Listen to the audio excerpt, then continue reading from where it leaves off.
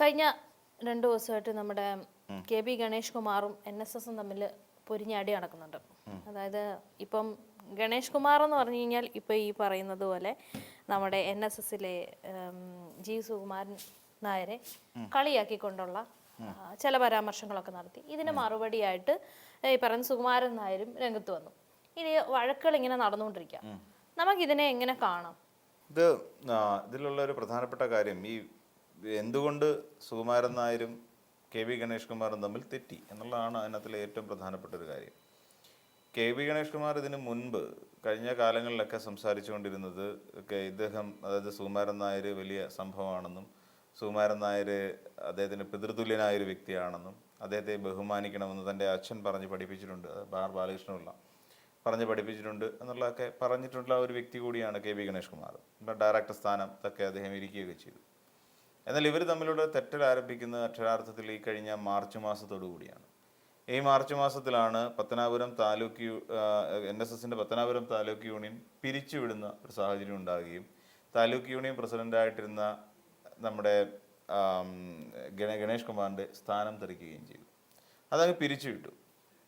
അപ്പം ഇത് പിരിച്ചുവിട്ടതിന് ശേഷമാണ് ഗണേഷ് കുമാർ പറയുന്നത് ആ പത്തനാപുരം താലൂക്ക് യൂണിയൻ്റെ കീഴിൽ ഏകദേശം 300 കോടിയുടെ ആസ്തിയുണ്ട് എന്നുള്ളത്. അപ്പം ആ 300 കോടി ആസ്തിയിലേക്ക് എത്താനുള്ള പ്രധാനപ്പെട്ട കാരണക്കാരൻ ആരാണ് എന്ന് ചോദിച്ചു കഴിഞ്ഞാൽ അത് ബാലകൃഷ്ണപിള്ള എന്ന് പറയുന്ന തൻ്റെ പിതാവാണ് എന്ന് ഗണേഷ് കുമാർ പറയുന്നു. 0 എന്ന് പറയുന്ന ഒരു സംഖ്യയിൽ നിന്നും പായ വിരിച്ചിട്ടുണ്ടാക്കിയെടുത്തതാണ് ഈ 300 കോടി എന്നാണ് KB ഗണേഷ് കുമാർ ആ സംഭവത്തെക്കുറിച്ച് പറയുന്നത്. അപ്പം അന്ന് മുതൽ തന്നെ ഗണേഷ് കുമാറിനെ സംബന്ധിച്ചിടത്തോളം വെറുപ്പിൻ്റെ അങ്ങേ തലക്കിലെത്തി ഈ സുകുമാരൻ നായരോട്, NSSൻ്റെ ജനറൽ സെക്രട്ടറിയോട്. അപ്പം ആ വെറുപ്പിൻ്റെ അങ്ങേ തലക്കൽ എത്തി നിന്നിട്ടാണ് ഇപ്പം ഇതുപോലെ ഒരു പ്രസംഗം എന്താ ദേവദാരുവിലെ ഇത്തിൽ കണ്ണികൾ എന്നും പറഞ്ഞിട്ട് NSSൻ്റെ ഒരു പുസ്തകമുണ്ട്, NSS സംരക്ഷണ സമിതി അങ്ങനെ എന്തോ എൻ്റെ ഒരു പുസ്തക പ്രകാശനം അത് മന്ന ഹാളിൽ വെച്ച് നടത്താൻ വേണ്ടി തീരുമാനം എടുത്തെങ്കിലും NSS സുകുമാരൻ നായർ ഇടപെട്ടിട്ട് അത് പറ്റില്ല എന്ന് തീരുമാനിച്ചുകൊണ്ട് എനിക്ക് തോന്നുന്നു പിന്നെ TNG ഹാളിൽ വെച്ചിട്ടാണ് പ്രസ് ക്ലബ്ബിൽ നടത്തിയത്. അപ്പോൾ ആ പ്രസംഗത്തിനിടെയാണ്, അല്ലെങ്കിൽ ആ പുസ്തക പ്രകാശത്തിനിടെയാണ് KB ഗണേഷ് കുമാർ ഇത്തരത്തിലുള്ള ഒരുപാട് കാര്യങ്ങൾ പറയുന്നത്. അതായത് അദ്ദേഹത്തിൻ്റെ പ്രധാനപ്പെട്ട ആരോപണം ഇതിൽ ജനാധിപത്യം നഷ്ടപ്പെട്ടു. അതായത് ഈ NSS എന്ന് പറയുന്ന സംഘടനയിൽ സുകുമാരൻ നായർ എന്ന് പറയുന്ന ഒരാളുടെ രീതിക്കനുസരിച്ചിട്ടാണ്, സ്വേച്ഛാധിപത്യപരമായിട്ടാണ് കാര്യങ്ങൾ പോകുന്നത്. ഇതാണ് അദ്ദേഹം ഉയർത്തിയ ഏറ്റവും വലിയ ഒരു കാര്യം. പിന്നെ ചട്ടമ്പി സ്വാമികളെ അദ്ദേഹത്തിന് ആരാണെന്ന് പോലും അറിയില്ല.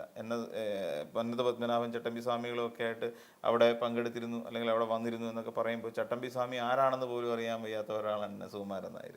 ചട്ടമ്പി സ്വാമി എന്ന് പറഞ്ഞു കഴിയുമ്പോൾ തിരുവനന്തപുരത്തുള്ള ഏതോ ചട്ടമ്പിയാണ് എന്നാണ് സുകുമാരൻ നായർ വിചാരിച്ചു വെച്ചിരിക്കുന്നത് എന്നതടക്കമുള്ള വിമർശനങ്ങളാണ് ഈ ഗണേഷ് കുമാർ ഈ പ്രസംഗത്തിൽ ഇങ്ങനെ നടത്തിയത്. അപ്പം എന്നിട്ട് അത് കൂടാതെ ഗണേഷ് കുമാർ വലിയ ഭംഗിയിൽ അതേ ഒരു നടനാണല്ലോ, അപ്പം ഇത് അഭിനയിച്ച് കാണിക്കുകയും കൂടി ചെയ്തു. ഇപ്പം ശശി തരൂർ, ഡൽഹി നായർ എന്നാണ് ശശി തരൂരിനെ സുകുമാരൻ നായർ വിളിച്ചത്. അപ്പം ശശി തരൂർ അവിടേക്ക് എത്തുന്ന സമയത്ത് NSSൻ്റെ കാര്യാലയത്തിൽ എത്തുകയാണെന്ന് കരുതുക. അപ്പോഴെങ്ങനെയായിരിക്കും സുകുമാരൻ നായർ പെരുമാറുക എന്നുള്ളതിനെക്കുറിച്ച് ഒരു ഡീറ്റെയിൽ ആയിട്ട് പുള്ളി അഭിനയിച്ച് കാണിച്ചു. ആ അഭിനയിച്ച് കാണിക്കുക എന്ന് പറഞ്ഞാൽ നമുക്ക് ശരിക്കും പറഞ്ഞാൽ ഗണേഷ് കുമാറിൻ്റെ ആ ഒരു അഭിനയത്തിൽ നിന്ന് സുകുമാരൻ നായരുടെ എല്ലാ മാനർസവും നമുക്ക് മനസ്സിലാവും. അവിടെ ഇരുന്നിട്ട് ഒരാളെ വന്ന് നിൽക്കുന്നത് ശശി തരൂർ എന്ന് പറയുന്ന തിരുവനന്തപുരത്തിൻ്റെ MP അവിടെ വന്നിരിക്കുന്നു. ആ തിരുവനന്തപുരത്തിൻ്റെ MP അവിടെ വന്നിരിക്കുന്ന സമയത്ത് പുള്ളി മുഖത്തോട്ട് നോക്കില്ല എന്നാണ് പറയുന്നത്. മുഖത്തോട്ട് നോക്കാൻ ഇങ്ങനെ തറയിലൊക്കെ പൂച്ച കയറിയോ എന്ന് നോക്കുന്ന പോലെയൊക്കെ ഇരുന്ന് നോക്കുന്നു, തല ചൊറിയുന്നു.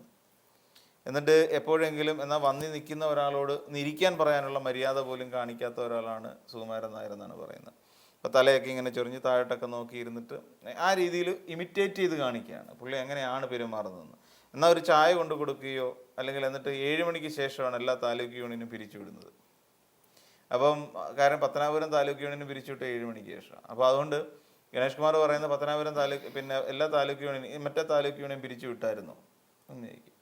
അവിടൊപ്പം തന്നെ പിന്നെ നമ്മുടെ സോമനാഥൻ, നമ്മുടെ ISROയുടെ ചെയർമാനായിട്ടിരിക്കുന്ന അദ്ദേഹത്തിന് ഒരു നായരാണ്. അപ്പോൾ പുള്ളിക്കൊരു അനുമോദനം ഏർപ്പെടുത്താൻ പോലും സുകുമാരൻ നായർ കഴിഞ്ഞിട്ടില്ല. കാരണം വൈക്കത്ത് പുള്ളിക്ക് വൈക്കവുമായി ബന്ധപ്പെട്ടുകൊണ്ട് വൈക്കം അതിൻ്റെ കരയോഗമോ അങ്ങനെ ബന്ധപ്പെട്ടുകൊണ്ട് പുള്ളിക്ക് ഒരു ആദരവ് ഏർപ്പെടുത്തിയിരുന്നു. ഈ ആദരവ് ഏർപ്പെടുത്തിയത് കഴിഞ്ഞിട്ട് ഈ ആദരവ് ഏർപ്പെടുത്തിയതുകൊണ്ട് സോമനാഥന് പിന്നെ ഇവിടെ ഇത് കൊടുക്കുന്നില്ല, ആദരവ് കൊടുക്കാത്ത ഒരു സമീപനം. എന്നുവെച്ചാൽ ചുരുക്കി പറഞ്ഞു കഴിഞ്ഞാൽ നാരായണ പണിക്കർ പോയിട്ട് ഇവിടെ വന്നു കഴിഞ്ഞപ്പോൾ അതിൽ ഏറ്റവും പ്രധാനപ്പെട്ട ഒരു കാര്യം കനകസിംഹാസനത്തിൽ കയറിയിരിക്കുന്നവൻ ശുനകനോ എന്നങ്ങ് ചോദിച്ചു. ശുംഭനോ എന്ന് പറയുന്ന വാക്ക് കട്ടിയിട്ട് ശുനകൻ എന്ന് പറയുന്ന വാക്ക് അദ്ദേഹം ഉപയോഗിച്ച് ഗണേഷ് കുമാർ. എന്തുകൊണ്ടാണ് അങ്ങനെ പറഞ്ഞത്? സ്വർണ്ണസിംഹാസനത്തിൽ ഇരിക്കുന്ന കനകസിംഹാസനം എന്നൊരു ബോധം ഈ കയറിയിരിക്കുന്ന ശുനകൻ ഉണ്ടാവണം എന്നാണ് പറയുന്നത്. മന്നത്ത് പത്മനാഭൻ അടക്കം ഇരുന്ന ഒരു പിന്നെ കസേരയാണ്. അപ്പോൾ അതൊരു കനകസിംഹാസനമാണ്.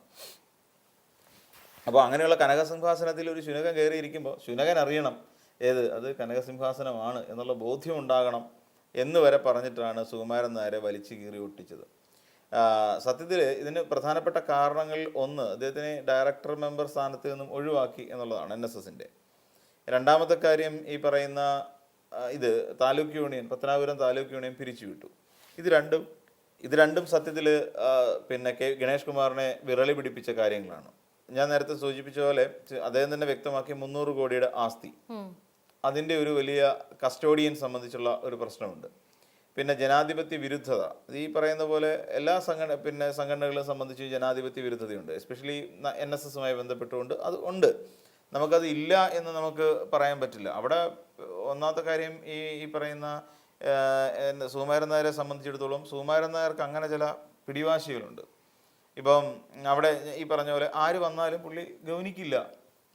ഞാൻ പറയുന്നതാണ് ശരി, അല്ലെങ്കിൽ എൻ്റെ വാദമാണ് ശരി എന്ന് പറയുന്ന ഒരു നടപടിക്രമം എപ്പോഴും പുള്ളിക്കാരനുണ്ട്. പക്ഷെ നാരായണ പണിക്കർ ഉണ്ടായിരുന്ന സമയത്ത് നാരായണ പണിക്കർക്ക് അത്ര പ്രശ്നമില്ലായിരുന്നു. പക്ഷെ സുകുമാരൻ നായർ വന്നതിന് ശേഷമാണ് ശരിക്കും NSSനെ അല്ലെങ്കിൽ സുകുമാരൻ നായരെ ആളുകൾ വെറുക്കാൻ തുടങ്ങി. NSSന്റെ ജനറൽ സെക്രട്ടറിയോട് ഇപ്പം വലിയ താല്പര്യമൊന്നുമില്ല ജനങ്ങൾക്ക്. ഇപ്പം എന്തുകൊണ്ടാണെന്ന് ചോദിച്ചാൽ NSSന്റെ ജനറൽ സെക്രട്ടറി ശരിക്കും ഇദ്ദേഹം RSSകാരനായിരുന്നു. പുള്ളിയുടെ ആദ്യം കയറിയ സമയത്തൊക്കെ പുള്ളി ഒരു RSSന്റെ ഒരു രീതിക്ക് തന്നെ മുന്നോട്ട് പോയിക്കൊണ്ടിരുന്നത്. അതിനുശേഷം പിന്നീട് ഇതിനകത്തേക്കൊന്ന് പച്ച പിടിച്ചു വരുന്ന സമയത്താണ് പുള്ളി ഒരു കപട മതേതരത്വം എടുത്തു കൊടുക്കുക എന്ന് പറയുന്ന ഒരു സാഹചര്യം ഉണ്ടായി. അപ്പോഴാണ് അങ്ങനെ പോയിക്കൊണ്ടിരിക്കുന്ന സമയത്താണ് പിന്നെ ഇവിടെ ആഗോള അയ്യപ്പ സംഗമത്തിന് ഒരു പുള്ളി ചെയ്യുന്നത്.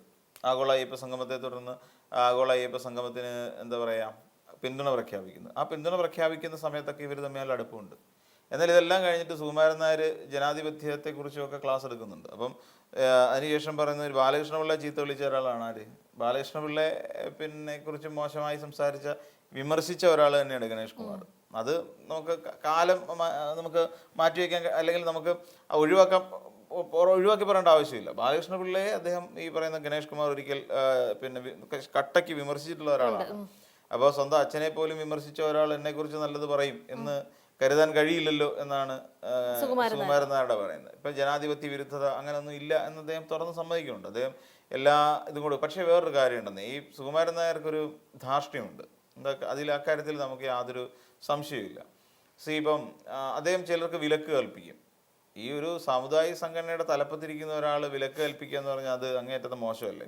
ഒരു രാഷ്ട്രീയക്കാരൻ ഒരു ജനപ്രതിനിധി ഇപ്പം പറഞ്ഞ പോലെ ഒരാൾ അർഹിക്കുന്ന ഒരു മാന്യത കൊടുക്കേണ്ടത് ഒരു സമുദായ നേതാവിൻ്റെ ഉത്തരവാദിത്വമാണ്. അത് ആ സമുദായത്തെ പ്രതിനിധീകരിക്കുകയാണ് ഒരാൾ. ഇപ്പോൾ ഇപ്പം വെള്ളാപ്പള്ളി നടേശൻ പ്രതിനിധീകരിക്കുന്നത് ഈഴവ സമുദായത്തെയാണ്. അതോടൊപ്പം തന്നെ ഈ സുകുമാരൻ നായർ പ്രതിനിധീകരിക്കുന്നത് നായർ എന്ന് പറയുന്ന ഒരു സമുദായത്തെയാണ്. അപ്പം ഇവരിലൂടെയാണ് ജനം നായന്മാരെയും ഈഴവരെയൊക്കെ കാണുന്നത്. അപ്പം ഇവരുടെ സ്വഭാവമായിരിക്കും ജനറലൈസ് ചെയ്യപ്പെടും. ഇവരുടെ സ്വഭാവമായിരിക്കും ബാക്കിയുള്ള നായന്മാർക്കും എന്ന് പറയുന്ന ഒരു തോട്ട് അവിടെ ഉണ്ടാവും. അപ്പം അത്തരത്തിലുള്ള ഒരു ധാർഷ്ട്യം ഇദ്ദേഹത്തിന് പാടില്ല.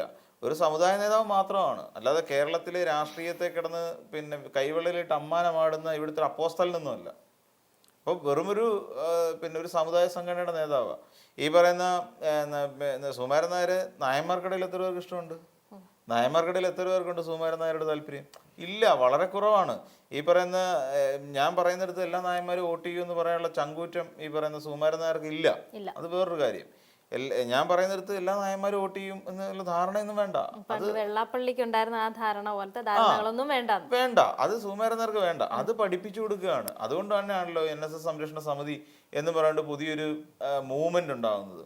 അപ്പം ഗണേഷ് കുമാർ ഉറപ്പ് കൊടുക്കുന്നത് എല്ലാ പോരാട്ടങ്ങൾക്കും മുന്നിൽ തന്നെ ഉണ്ടാകുമെന്നാണ് പറയുന്നത്. അതായത് NSS എന്ന് പറയുന്ന സംഘടനയിൽ ജനാധിപത്യം ഉണ്ടാക്കുന്നതിനും അതോടൊപ്പം തന്നെ ഇത് സ്വേച്ഛാധിപത്യം അവസാനിപ്പിക്കുന്നതിനും ഫാസിസ്റ്റ് നടപടികൾ അവസാനിപ്പിക്കുന്നതിനും അഴിമതിയും അടക്കം ഇല്ലാതാക്കുന്നതിന് വേണ്ടിയിട്ട് മുന്നിൽ നിന്ന് പ്രവർത്തിക്കാൻ ഞാൻ തയ്യാറാണ് എന്ന് അവിടുത്തെ ആൾക്കാരോട് അല്ലെങ്കിൽ അവിടെ കൂടിയിരിക്കുന്നവരോട് പറയാനുള്ള ധൈര്യം കൂടി കെ വി ഗണേഷ് കുമാർ കാണിച്ചു എന്നുള്ളതാണ് അതിലൊരു കാര്യം.